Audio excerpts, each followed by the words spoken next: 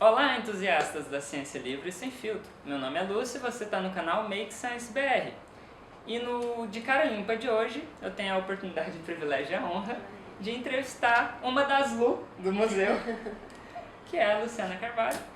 E gostaria então aqui de, antes de mais nada, agradecer enormemente por essa disponibilidade e te dar agora a palavra, né? Se apresentar para quem porventura não te conhece ou não te conhece tão profundamente, né? Bom, então meu nome é Luciana Barbosa de Carvalho e antes de continuar a minha apresentação, eu que queria agradecer, é uma honra, né, estar aqui contigo. Bom, como você me pediu que eu falasse um pouquinho sobre, né, como eu cheguei até a minha carreira como paleontólogo, eu vou contar lá desde o início, né, desde que eu era criancinha, mas assim, bem rápido, não vou me estender muito. Eu sempre gostei, né, de história do passado. Até hoje eu gosto não só de paleontologia, mas também até quando eu viajo, né, o meu interesse muitas vezes é em sítios arqueológicos, né, eu vou aos lugares para ver sítios arqueológicos. Passado, né? O passado me interessa, né, independente de ser o passado relacionado com animais ou plantas, né, da paleontologia, ou se é alguma coisa relacionada com a própria história humana, né, da evolução humana. Então isso sempre me interessou. Mas assim, eu lia muito, né, sempre gostei muito de ler, ia à biblioteca, tinha um hábito de ir à biblioteca, estava sempre lendo alguma coisa sobre o assunto, mas não achava que haveria, né, no Brasil espaço para isso. Então isso nem passou pela minha cabeça, né, me tornar uma paleontóloga. Né? E como eu gostava de biologia e animais, eu enveredei por esse caminho, né, fazendo a faculdade de biologia. E no Você fez aonde? Eu fiz na Gama Filho, na Universidade Gama Filho. Era uma universidade particular, porque na época meus pais não podiam, né, bancar. Se eu passasse para uma universidade pública, né, a gente fala, universidade pública, parece que você não vai precisar de nada. É de né? graça. É de graça. Né? Só que você fica preso lá o dia inteiro, você tem que comer, você tem que ter transporte, você tem que conseguir ter acesso, né, a livros. E eu não teria dinheiro para tudo isso, eu teria que trabalhar e não teria tempo para trabalhar justamente porque a universidade, né, seria integral. Então eu tive que optar por uma universidade particular à noite, o que me faria com que eu pagasse a universidade, mas por outro lado eu poderia trabalhar para pagar e para me sustentar, né, nesse processo todo. Então eu me formei professora lá dos pequenininhos, né, eu fui normalista e dava aula lá para o antigo primário, né, que é o Fundamental 1 hoje, e entrei para biologia para fazer faculdade à noite, né, com todas as dificuldades, porque à noite não é, né, você não tem a mesma disponibilidade de tempo, né, não é a mesma coisa, mas eu, no meio do caminho, né, todo mundo fazendo estágio, e eu queria fazer estágio no zoológico, porque eu queria trabalhar com jacarés do zoológico, e não tinha vaga, assim, a gente entrava numa fila enorme e não tinha vaga. Todo mundo queria, né? Todo mundo queria. Não sei o que deu naquela época, que todo mundo queria fazer estágio no zoológico, era a febre do zoológico. E aí uma amiga minha estava fazendo estágio no Museu Nacional com paleontologia de invertebrados. Eu, invertebrado, não é muito o que eu quero, mas não quero ficar parada. Né? Então eu vou pegar essa oportunidade de estágio. E foi a época que eu entrei para o Museu Nacional para fazer estágio com o professor Antônio Carlos Siqueira Fernandes e comecei a trabalhar com a coleção de paleoinvertebrados. Fiquei um ano com ele e logo depois eu passei para a paleontologia de vertebrados, porque esse era um projeto conjunto. Né? A gente trabalharia na coleção de paleoinvertebrados, fecharia, né, essa coleção com toda a revisão que a gente precisaria fazer nela e depois a gente passaria para a coleção de paleovertebrados. E aí no ano seguinte eu passei para paleovertebrados, o que me agradou, né, mais, porque eu gostava mais dos vertebrados, e tive a oportunidade de, por acaso, do professor na época ser um professor que trabalhava com répteis, que também era o que eu queria. Então foi muito, muito legal, né? Acabou que eu achei que eu ia ficar pouco tempo nesse estágio, né? E isso acabou, né, se estendendo, né, até eu trabalhar nessa mesma área, nesse mesmo local. Aí ali eu fiz mestrado, né, terminei minha faculdade, fiz mestrado, aí depois fiquei como professora visitante, e aí depois eu fui fazer o doutorado e finalmente abri um concurso e aí eu entrei, né, concursada para o mesmo local, né? Que eu comecei lá atrás, que eu achei que ia ficar pouquinho tempo. Fechou o ciclo, né? Fechei o ciclo, né? Uma coisa muito louca, assim, que eu não podia imaginar. Porque o Museu Nacional também era, assim, o meu quintal. Sonho, né? Era um sonho, né? Porque é engraçado, eu circulava, né? Eu visitava o Museu Nacional quando era criança, né? Assim como o zoológico. Então tu fica, né? Mas tu nunca imagina que tu poderia um dia, né, trabalhar nesse local. Às vezes coisas tão próximas parecem tão distantes, né? Surreal, assim. Foi tão estranho o dia que eu assinei lá, né, o contrato, as coisas direitinho, sou funcionária. Aí saí lá da UFRJ, cheguei no museu, não consegui entrar no museu. Eu parei no jardim da frente, né, sentei na muretinha e fiquei olhando, assim, eu não acreditei, assim, eu falei, gente, não tô acreditando. Mesmo porque eu já estava 16 anos no museu, né, como estagiária, como professor, né? como aluna, como tudo, né? Mas assim, né, nunca era efetivamente de lá. Então, de repente, sabe quando cai a ficha, né? Porque estava achando lindo ter passado no concurso, estava achando lindo, né? Mas na hora que você realmente assina o papel, né? E que você se dá conta, assim, estou indo me apresentar, né? Foi um momento, assim, muito estranho, assim, que eu sentei e falei, eu não estou acreditando. Eu passei para essa instituição que era um sonho, mas era aquele sonho que você pensa assim, não, isso não vai acontecer, né? Mesmo porque quando eu fiz o concurso para bióloga. Eu não fiz concurso para professora, porque já tinham 2 professores nessa área do departamento. Eu sabia que não ia sair concurso para paleontólogo, para professor, né? E aí eu sabia, então na minha cabeça assim, bom, vou continuar dando aula nas universidades particulares, que nessa época eu dava aula, e vou ficar aqui ligada, fazendo uma pesquisa ou outra, mas, né? Manter um vínculo. Manter um vínculo, mas um vínculo leve, extraoficial. Né? Uma coisa não tão, né, empregatícia. Assim. E aí, de repente, vem um concurso do nada, assim, de biólogo. E de repente esse concurso tinha uma vaga para o museu. Uma. Eu falei, vou fazer o concurso. Né? Aquela coisa, mas sabia que as chances eram pequenas, né? Porque eram 4 vagas, uma única vaga para o museu, 500 pessoas fazendo o concurso. Vocês acham que vestibular é difícil? Calma. Pois é. Vaga de emprego também é. Também é. Mas não se desanimem porque, ó, com muito esforço, luta e dedicação, vocês conseguem. Porque a gente escuta muito o pessoal que faz os concursos com professores e, puxa, é uma única vaga. Tá, mas tem 4, 5 disputando, né? Ou tem 17, como foi o último concurso agora, que não foram 17 no final que concorreram. Sempre se inscreve e alguém não vai. Acho que foram 10 só. Agora não me lembro ao certo. Mas assim, a disputa pela vaga que eu tava querendo para entrar, nossa, eram mais de 100. Né? Então tu fica assim, será que vai dar? Será que vai dar? É uma loucura. Quando eu fiz as contas da pontuação, assim, eu estava no meu trabalho, estava até na Universidade de Estácio de Sá, que eu dei aula lá, e estava no intervalo fazendo as contas, eu falei, passei. Ai, eu tô entre os 4. Aí não deve ter alguma coisa errada. Vai mudar um gabarito. Eu pensei, vai dar alguma coisa errada. Aí liguei pro Sérgio, né, meu marido, aí falei, faz as contas aí, porque eu acho que eu fiz a conta errada. Aquele, né, até que, né, realmente saiu. Se concretizou. Lá. Se concretizou. Então foi assim, né, mas eu acho que, assim, tudo que você quer na vida, não quer dizer que você vai conseguir tudo, né, que você sonha. Não é música da Xuxa.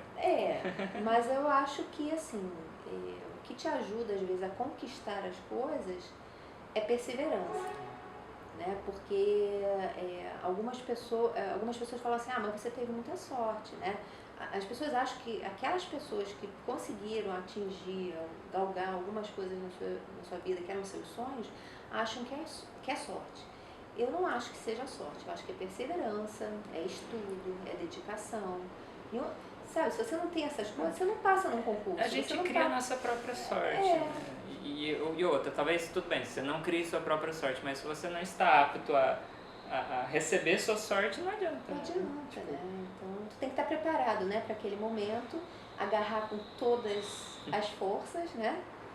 Mesmo que tenha um problema, já que aqui, né, é um vídeo assim mais leve, assim, não é tão, né, para um meio profissional. Acho que dá pra gente contar umas coisas assim nessa época do concurso, eu estava com meu pai internado no hospital, que tinha tido um AVC. E ele não tinha plano de saúde, não tinha nada, então foi em hospital público. E eu levava um livro para o hospital público para estudar os livros, para poder ficar com ele, para poder conseguir estudar para o concurso. Então não é sorte, eu acho que é vontade de você querer uma coisa. É um baita desmerecimento de toda a sua luta. Resumir a sua conquista a uma sorte. Né? Então a vida é assim, né? A gente tem que correr atrás do que a gente quer. E aí por isso eu acabei, né, fazendo a paleontologia, chegando, né, até o Museu Nacional. E aí lá eu acabei no mestrado trabalhando com mosassauros, né? Também assim, outra historinha interessante que às vezes eu conto para os meus alunos, né? Porque às vezes os alunos querem escolher o tema da sua dissertação. Às vezes isso é possível, né? Mas às vezes não dá. Eu sempre gostei de jacaré e crocodilo. Não sei explicar porquê, mas eu gosto. Então, réptil de um modo geral, mas tinha preferência por jacarés e crocodilo. E houve a oportunidade de eu, num determinado momento, trabalhar no mestrado com crocodilo. Mas depois, por situações diversas, esse material não estava mais disponível. Então eu tinha que arranjar outro material. Aí acabou. Surgiu assim, né, os dentes de mosassauro, né, lá do Nordeste. Aí eu falei, poxa, vou pegar. Né? E foi bem legal, foi entusiasmante, me deu a oportunidade de conhecer as pedreiras do Nordeste, refazer alguns caminhos até meio históricos, né? Da Mauri, que trabalhou lá também. Então, assim, foi legal, foi muito legal. Eu não tenho arrependimento de ter pego, não. Queria ter trabalhado com os crocodilos desde o mestrado. Mas olha como é que é o destino, né? Aí você depois acaba... Eu estava pensando em continuar com os mosassauros e depois no doutorado eu consegui trabalhar. Aí voltou pro Croc. Aí realizou. Né? Finalizei fazendo um trabalho até bem, que eu também não podia imaginar que eu ia trabalhar com isso, com paleoneurologia. O que é isso, assim, só para quem não sabe? Pois é um estudo, né, da anatomia do encéfalo. Né? A gente chama de encéfalo, para o ser humano a gente normalmente trata como cérebro, porque realmente é o cérebro que domina boa parte desse encéfalo. Mas nos répteis a gente trata como encéfalo porque encéfalo é composto pelo cérebro, cerebelos, lobos, né? Então tem uma série de outras estruturas e a gente trabalha com a anatomia dessa estrutura. Mas o mais interessante disso é que você não tem a estrutura para estudar. Né? Isso que os paleontólogos fazem mágica, gente, né? É muito louco, assim, porque o encéfalo não fica normalmente preservado, porque é um material delicado. Um tecido mole, né, que a gente costuma chamar de tecido mole, é um material delicado, então ele não se preserva. Mas se preserva a caixa craniana que envolve essa estrutura. Né? E aí, essa caixa craniana, ela é suficiente para que a gente possa ter uma ideia de como era esse encéfalo. Através das tomografias a gente consegue olhar por dentro do crânio do animalzinho. É aquela reconstruída ali, né? Reconstrói aquele espaço que está vazio, mas que antes era ocupado pelo encéfalo. Então a gente trabalha com uma coisa que existiu no passado, que você não encontra nos fósseis normalmente, mas que você consegue reconstruir. Você tem evidências ali. Tem as evidências para poder você conseguir reconstruir e entender. E assim, por cima, né? O que com o encéfalo aí reconstruído, o que a gente consegue descobrir disso? Assim? Você tem a parte anatômica, né? Que é a definição das formas, né? De cada uma das partes do encéfalo, que pode ser utilizado para você entender a evolução, né, desse órgão e entender as relações, inclusive, entre diversas espécies, né, ao longo dessa evolução. E você também pode ter algumas evidências de como seria o comportamento de alguns animais para algumas situações específicas que você consegue, né? A gente não consegue ver tudo que poderia ser possível como comportamento do animal. Mas não tem uma relação tão direta. Que não tem uma relação tão direta, mas algumas coisas você consegue levantar como possibilidade através desse órgão, né? Através da análise da anatomia desse órgão. Então isso ajuda a gente a entender melhor, né? Não só como era a própria anatomia desses animais, mas também como eles poderiam se comportar. Né? Vai desde da evolução do bicho, né, até uma parte ecológica.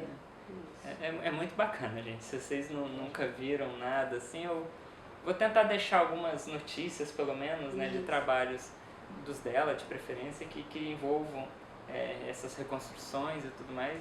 E assim, particularmente igual ela falou, assim, é um mundo mágico, né?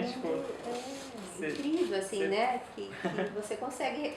Poxa, quando você não tem preservado uma parte, você pensa que você não vai poder estudar aquela parte. Aí, né? Poder reconstruir e entender e estudar é muito legal. E ainda tirar tanta informação. É instigante, assim, né?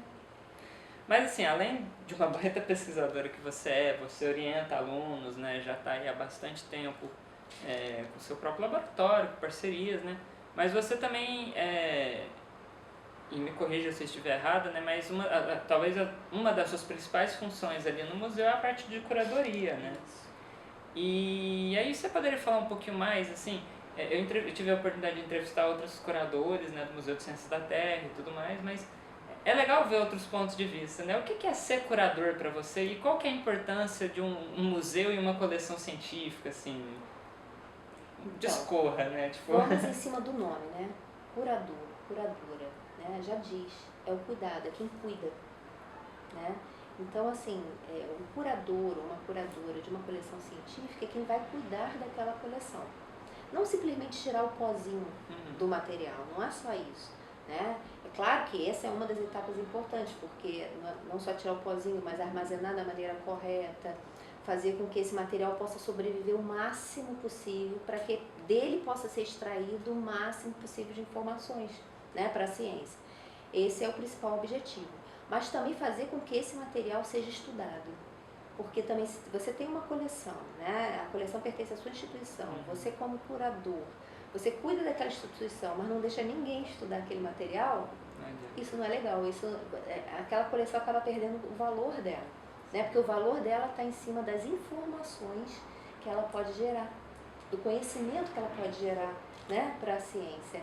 E aí, o papel do curador também é esse. Da acessibilidade. Dar acessibilidade para que as pessoas estudem o material que está ali e fazer com que também esse material não só seja acessível a pesquisadores, mas também ele possa virar um material acessível à população, à sociedade, de uma maneira, numa linguagem mais, né, mais fácil para as pessoas entenderem a importância de cada uma dessas peças. Então, o curador deveria lidar com toda essa gama de atividades. Mas ainda tem mais uma atividade. Se a coleção que você... E tem mais uma atividade que o curador também deve fazer, né? É promover, estudar um pouco a história dessa coleção. Isso se essa coleção for uma coleção antiga. Como eu lidava com uma coleção muito antiga, né? Uma coleção de desde museu, o Império, né? Com 200 anos, né? Uma coleção que tem uma relação direta, né, com a história do Brasil, com a história da ciência, né, do nascimento da ciência no nosso país, uma relação direta com os nossos imperadores, né, que tinham interesse por ciência e que também colecionavam, né, muito material, gabinetes de curiosidade. Então, alguns desses materiais vieram dessa época. E estavam dentro da coleção, e um dos papéis da gente é também fazer com que esse material se sobressaia, né? Que a gente entenda essa história, a gente possa recuperar essa história e possa contar também a história da própria coleção.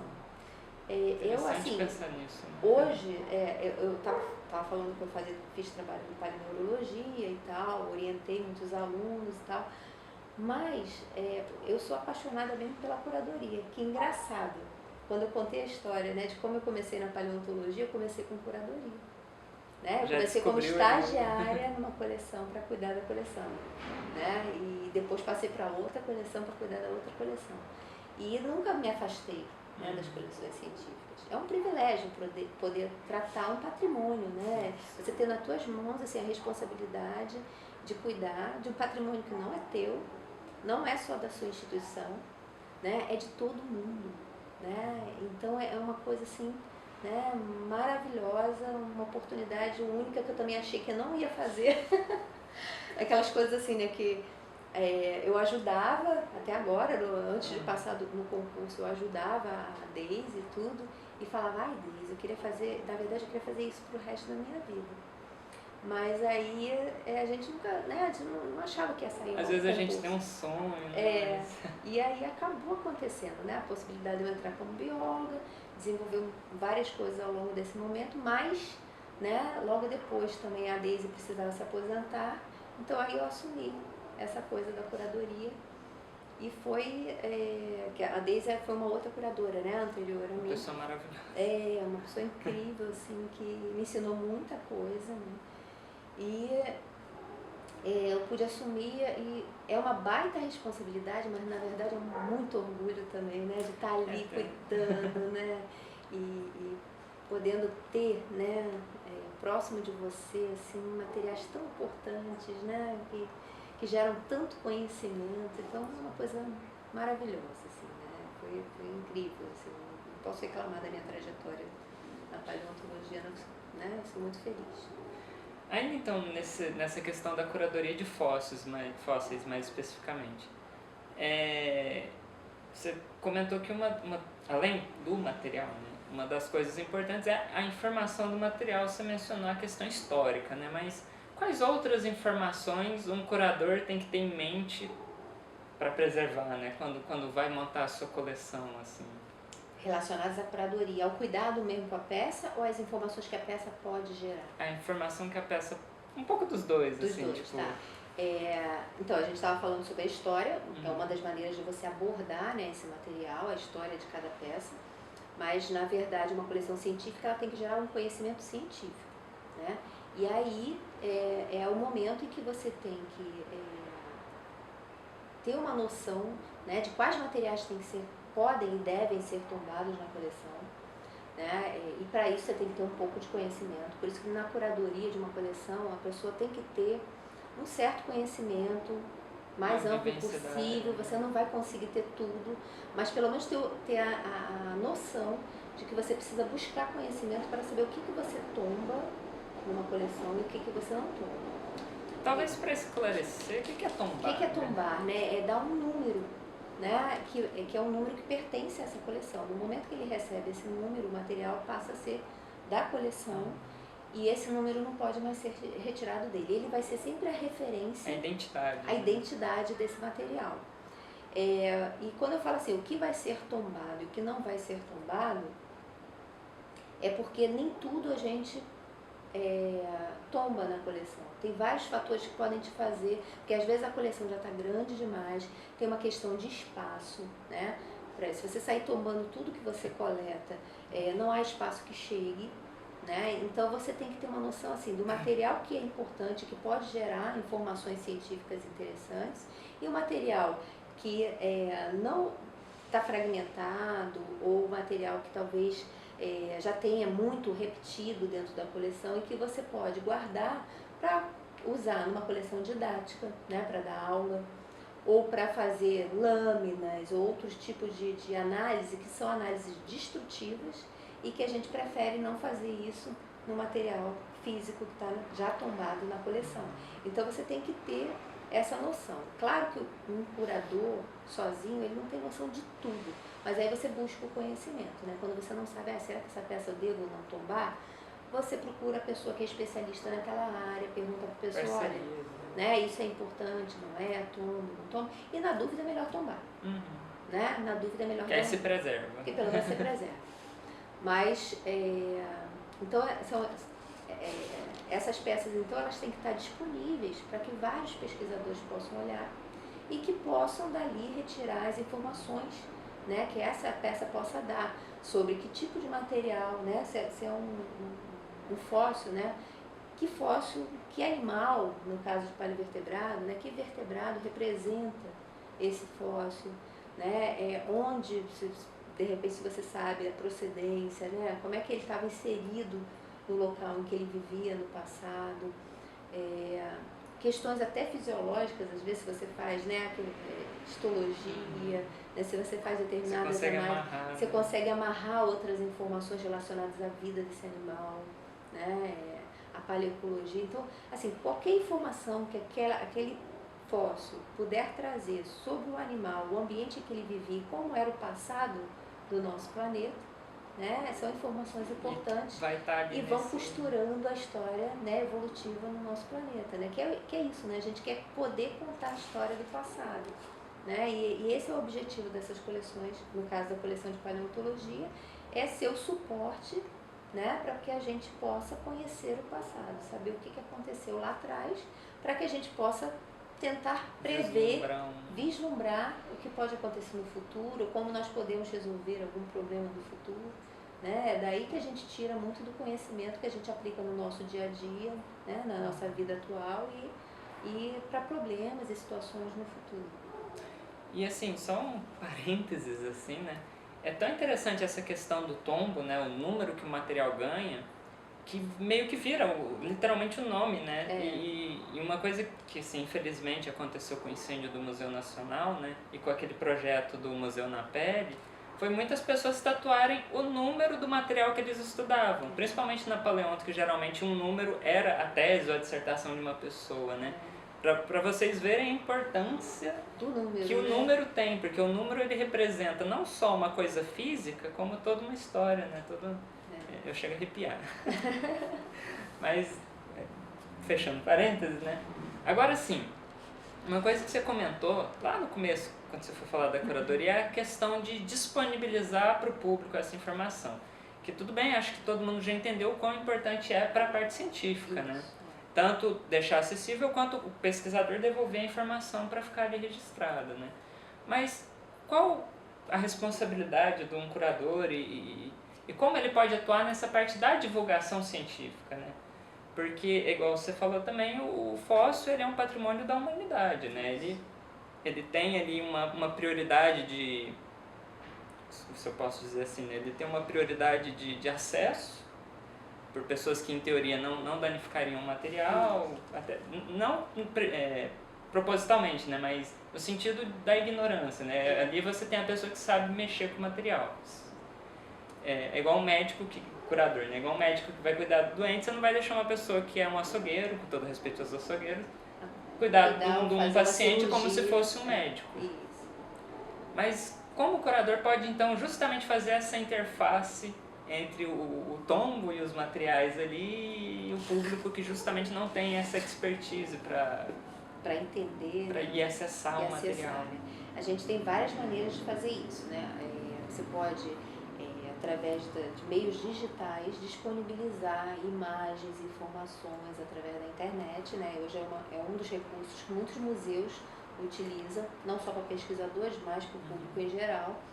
Mas, assim, os museus usam muito o artifício de fazer exposições, né? Que a exposição física, né, não virtual, ela, né, permite o acesso direto do público a essas peças, o que é fundamental, né? Porque se você parar para pensar, quem é que sustenta a pesquisa? Né? Quem é que sustenta a pesquisa científica? Né? Não é o público, não é a sociedade? Então você tem que transformar o retorno. Tem que dar o retorno à sociedade, né? O conhecimento que vai sendo adquirido para cada uma dessas peças que pertencem a uma coleção científica, esse conhecimento tem que ser traduzido numa linguagem mais simples para que o público possa acessar. E aí a gente pode fazer isso através de uma exposição, por exemplo, também. Já aconteceu da gente fazer também visitas, né, guiadas na coleção, né, tanto com alunos de pós-graduação, mas também com visitantes externos, assim, da própria, né, comunidade, para conhecer o interior. Então, você tem várias maneiras, né, possíveis de fazer com que a sociedade possa ter um acesso mais direto à coleção. Claro que dificilmente vai conseguir fazer um acesso direto a toda a coleção, mas pelo menos aquelas peças icônicas, né, aquelas peças que trazem mais informação, que podem contar melhor a história do passado. Isso são peças que são interessantes para você colocar para o público e mostrar o resultado das pesquisas que vêm sendo desenvolvidas com aquelas peças. Né?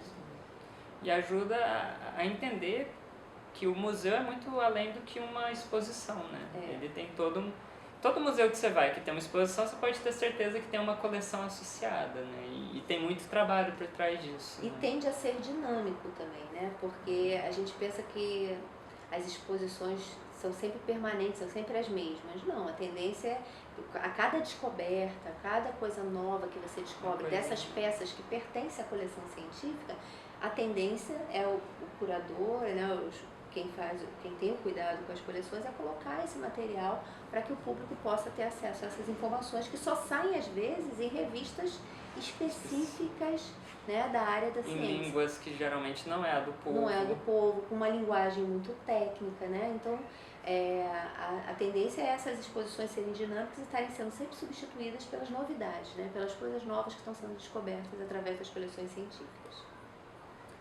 Então, a curadoria, né, ela definitivamente é a base de qualquer pesquisa científica que envolva materiais, né, e mesmo para estudos teóricos a curadoria é importante, né, porque eu estudo teoria é metafísica, mas essa metafísica vai estar no livro, esse livro vai ter que ser armazenado para alguém, no caso um bibliotecário, que é, também, em última instância, um curador, né?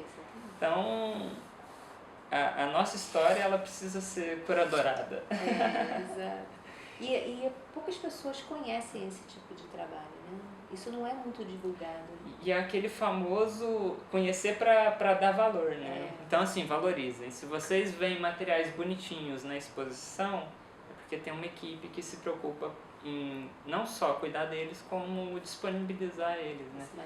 Isso me trouxe uma questão que talvez seja polêmica, mas eu já vi gente, por exemplo, reclamando que viajou para não sei aonde para ver o holótipo, uma pessoa não científica, né, que queria ver o osso do tal dinossauro.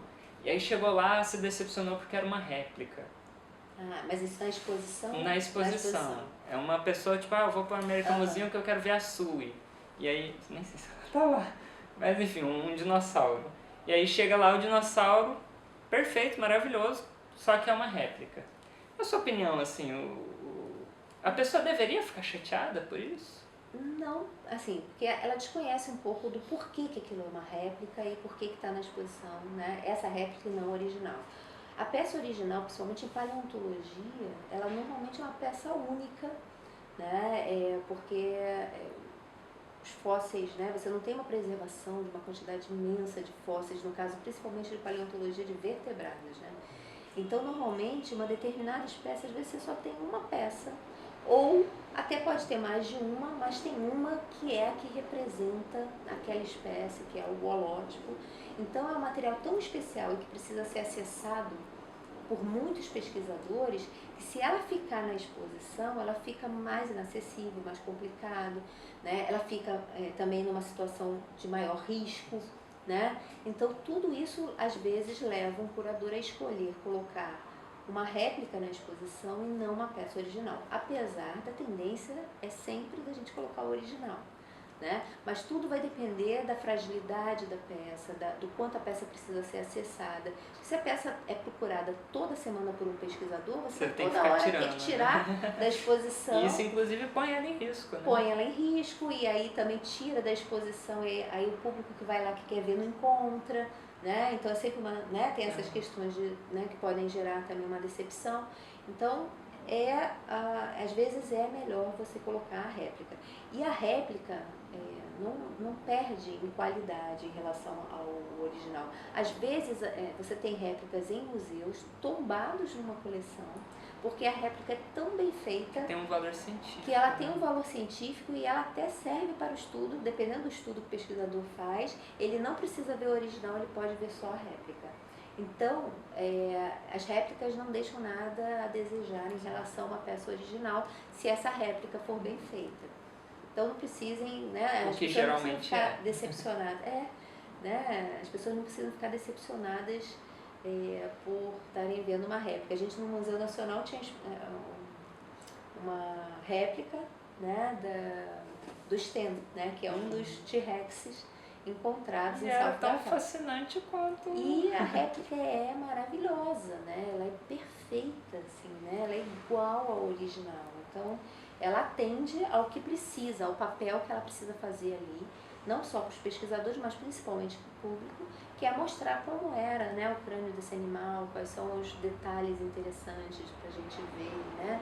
Deformações, o que o pessoal gosta de ver, que são os dentes enormes, né? Para tirar uma foto, quer dizer, então atende ao que o público, né, traz nela todas as informações necessárias, né, para que o público possa conhecer a peça, né, original que não está ali, mas que está em um outro museu. Então, no fundo, é sempre de certa forma, uma decisão da equipe de curadoria, né, para ponderar a acessibilidade / preservação do material. Né? Então, assim, não se chateiem, igual ela falou, é tão fascinante quanto. E pensem, tendo réplica, a réplica ela é mais fácil de ser replicada, e aí você inclusive pode levar este fóssil para outros lugares do mundo, né? Igual o próprio tiranossauro que ela estava mencionando, é uma réplica do original que veio para o Brasil.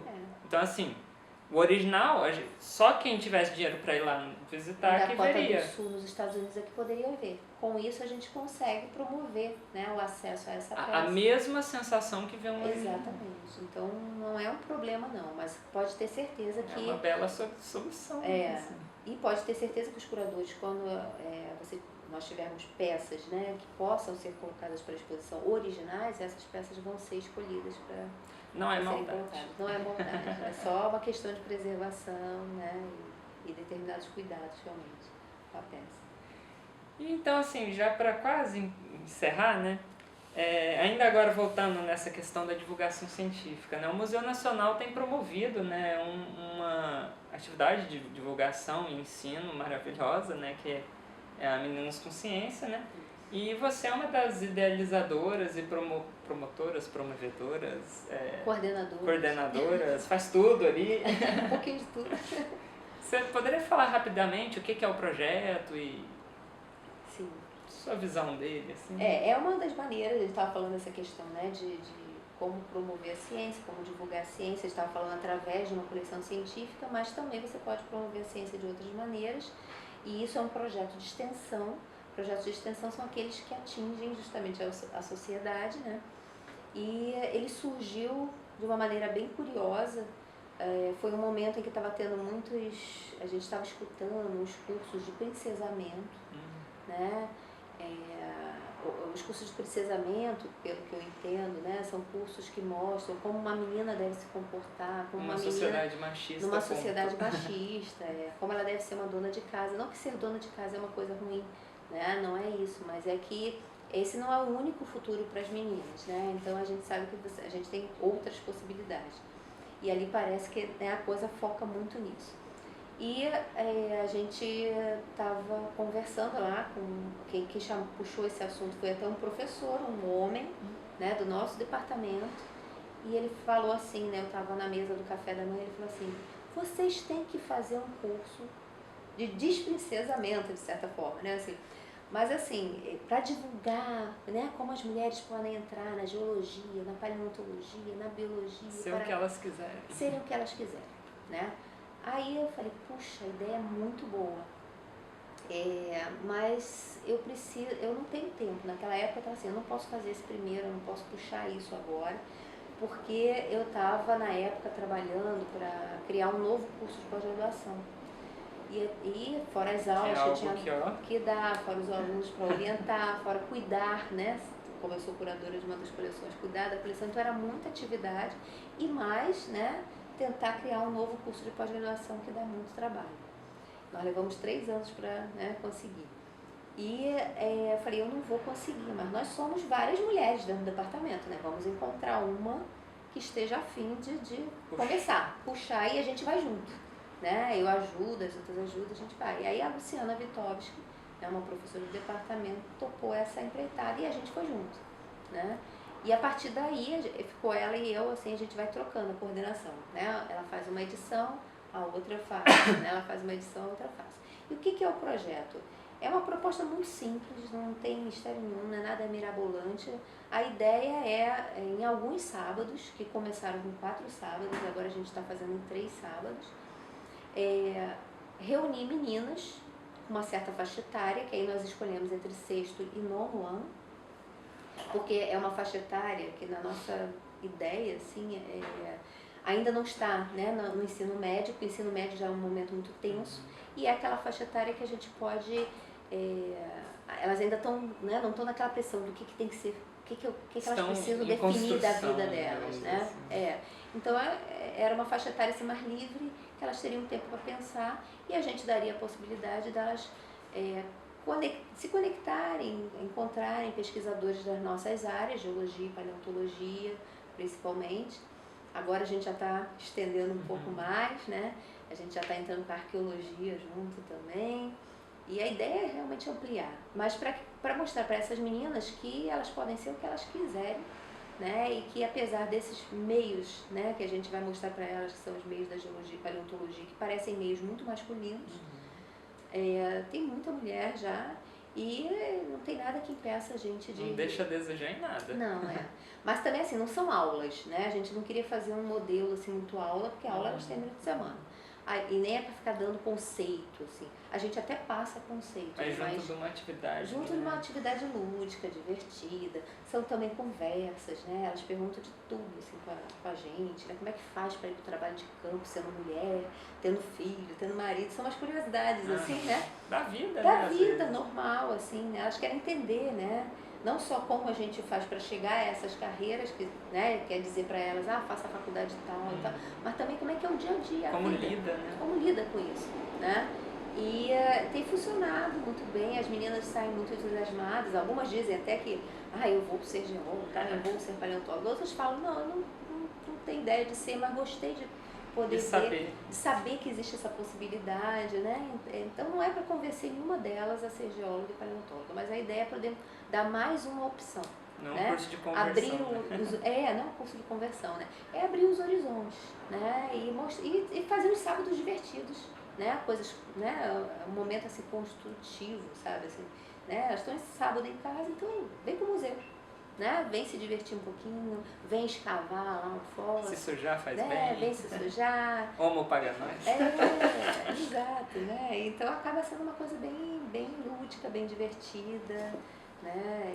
E elas costumam gostar muito, assim, o resultado é sempre muito bom. Então, pessoal, se você é do Rio de Janeiro e região, né? É 2 vezes por ano que está acontecendo? 2 vezes por ano. Sempre abre as chamadas, infelizmente não dá para atender todo mundo de uma vez, então tem uma pré-seleçãozinha de candidatas, né? Vocês podem entrar no site do Museu Nacional. Esses links vão estar tudo aqui embaixo. No site do Meninas Consciência, tem o Facebook do Meninas Consciência, tem o Instagram. E de toda forma segue o Instagram, o Facebook, porque sempre está chegando informação interessante, fotos dos eventos, é muito legal, eu recomendo.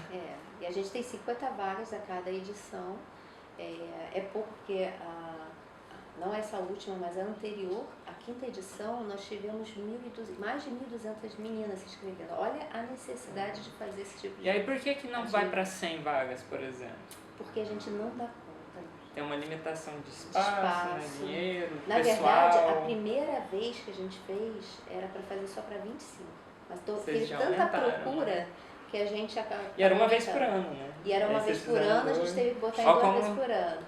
E a gente tenta atender o máximo que pode. Demanda, né? Mas o problema é que assim, é uma atividade que a gente faz fora do nosso trabalho, efetivamente, né? A gente acaba trabalhando no final de semana, não ganha mais por isso, nem nada, a gente faz porque gosta, porque acha que é importante, né? Porque, é uma retribuição à sociedade. É uma retribuição à sociedade, mas a gente tenta atender. Agora, nós hoje não somos o único curso desse tipo, né? Esse tipo de atividade agora já está se espalhando pelo Brasil todo. Viralizou. Várias universidades que estão fazendo, Meninas na Ciência, lá no Rio Grande do Sul, né? Aí tem vários nomes assim com meninas, né? São meninas, alguma coisa relacionada com ciência. E aí vocês vão ver que tem essas atividades agora. Então, se você está assistindo esse vídeo até aqui, procura na sua cidade, se você não é do Rio, e vê se já tem algum projeto. E se não tiver, e tiver uma universidade, um instituto federal, enche o saco deles para que eles façam. Isso aí. Porque isso é muito importante. Bom, pessoal, então, antes de encerrar, né? Então, gente, agora, encerrando essa pequena entrevista, infelizmente, mas antes de encerrar, eu queria que você desse um recado para quem está assistindo sobre qualquer coisa. Fica à vontade, abra seu coração e solta o verbo aí. Olha, eu queria só dizer que assim, a área da ciência é uma área muito encantadora, né? Quem entra para essa área, né? Seja ela paleontologia, geologia, ciência, de um modo geral, são aquelas pessoas que normalmente são muito curiosas, né? Que querem descobrir coisas, que querem entender como as coisas funcionam. Então, é muito instigante. Eu acho que vale a pena, aqueles que são curiosos, buscar esse tipo de atividade. E com relação às coleções científicas, a gente precisa valorizar mais o nosso patrimônio, né? Isso é um patrimônio não só de cada instituição, mas, né, da sociedade também e da humanidade. E às vezes a gente não dá o valor devido, né? Às vezes a gente nem lembra que existem essas coleções. Outro dia a gente estava num evento de coleções e veio o diretor do Museu de História Natural de Londres. E ele só falava em coleção o tempo todo. Toda a estrutura do museu, a base era a coleção, né? Então aí você vê como eles davam valor. O museu se forma, né? Tudo, né, tinha a ver com coleção. Eu acho que a gente tem que... E a sociedade é que dá esse apoio, né? Então eu acho que também faz parte, né, da gente tentar mostrar mais um pouco para a sociedade, né, a importância desse patrimônio, né, que nós temos. E valorizar, incentivar, né? Nós precisamos de recursos para manter esses materiais, então, né, vamos cobrar dos nossos políticos aí, né, um olhar mais... Inclusive, né, a curadoria, existe uma demanda por curadores em praticamente todas as coleções do Brasil e é uma das poucas demandas que são atendidas, né, assim, que sempre está precisando e raramente se abre algo. E quando abre é meio que encaixado ali, tipo, forçadamente só para falar que tem, né? Então, igual ela falou, tá na hora da gente né? mudar um pouquinho essa atitude. Agora que vocês sabem o que é um curador e o que eles fazem, a importância, né? É importante realmente, né? A gente tá cobrando e exigindo que é um direito nosso, né? Com a cultura, com a educação, né? Com esse patrimônio, né? Que é o patrimônio de todos nós. Então, gente, é isso. Muito obrigada, Lu, pelo tempo e por essas falas tão lindas. Obrigada pelo espaço. Queria agradecer a vocês que acompanham o canal, deixam o like, comenta, compartilha e principalmente às madrinhas e padrinhos do meu canal que financeiramente ajudam na manutenção e me permitem estar aqui gravando os vídeos e contribuindo do meu jeitinho, né, para a sociedade. E se você tem condição financeira e gosta do meu trabalho, considere se tornar um padrinho ou madrinha. E mais uma vez, muito obrigada, Lu. Então, um grande beijo. Tchau, tchau, gente.